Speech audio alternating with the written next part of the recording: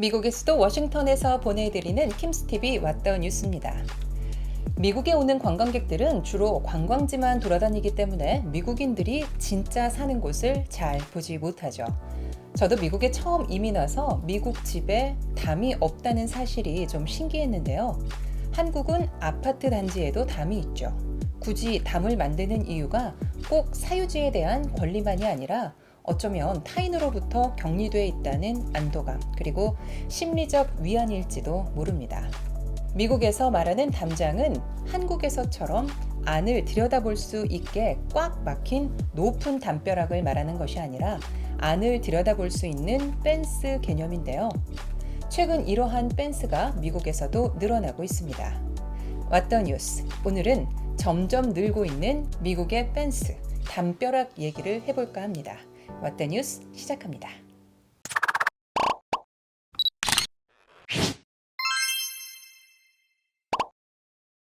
원래 펜스는 사유지를 긋는 소유 개념이 아니라 소나 염소 같은 가축이 빠져나가는 걸 막기 위한 수단이었는데요.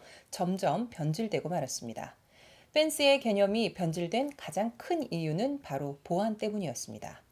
한국은 아파트처럼 담장이 필요 없는 곳에도 담장을 설치하는데 국회의사당도 빼놓을 수 없죠. 한국의 국회의사당 담장 길이는 2.5km나 됩니다. 이곳 미국의 국회의사당을 처음 방문했을 때 담장 없이 바로 주차장과 연못 그리고 비지터 센터, 본관으로 진입할 수 있었던 점이 정말 신기했는데요. 미국의 집과 마찬가지로 국회의사당과 정부 청사 같은 공공기관은 물론이고 거의 모든 건물은 담장이 불필요한 구조였습니다. 공공기관은 특히 허가받은 사람이면 누구나 드나들 수 있도록 보장해야 했으니까요. 하지만 반대의 경우는 매우 가혹한데요. 민간 사유지와 주택의 경우 허가받지 않은 사람이 함부로 앞마당만 들어와도 캐슬 덕트린이 작동해 곧바로 가택 침입 및 절도나 강도로 의심받고 심한 경우 총에 맞아도 할 말이 없는 곳이 미국입니다. 이런 이유로 굳이 담장이 필요 없었던 거죠. 미국 부자들이 높은 담벼락을 둘러놓고 호화로운 저택에서 살 것처럼 보여도 실리콘밸리 IT 기업 재벌들의 집은 의외로 담장이 없는 경우가 많아요.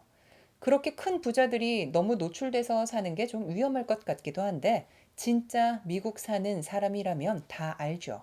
그래봐야 도둑질인데 목숨까지 거는 미련한 사람은 많지 않으니까요. 그래서 담장이 없어도 재벌들은 불안하지 않은 겁니다.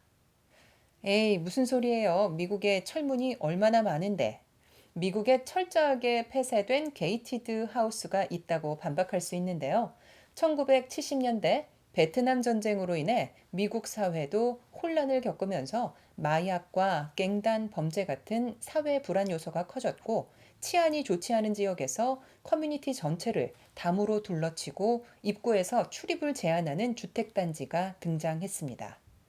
지금이야 인식이 달라졌지만 당시만 해도 게이티드 하우스에 산다는 건 위험에 노출돼 불안한 생활을 한다는 것이었죠.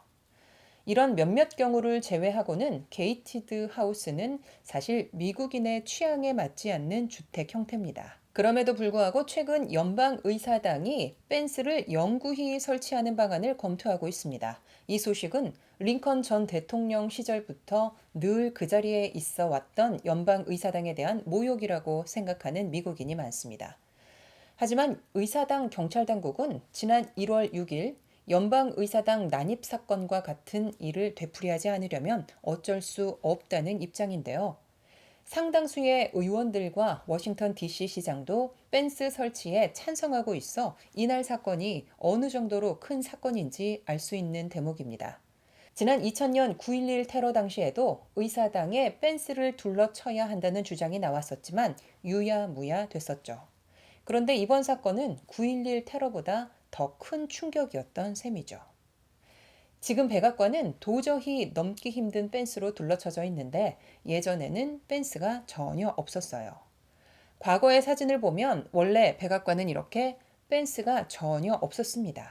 1820년대 백악관 근처 주민들이 염소와 오리를 끌고 와서 백악관 현관 바로 앞에서 풀을 뜯기다가 대통령이 기르던 개가 갑자기 뛰쳐나와 염소와 오리를 해쳐서 손해배상을 했다는 일화는 매우 유명합니다.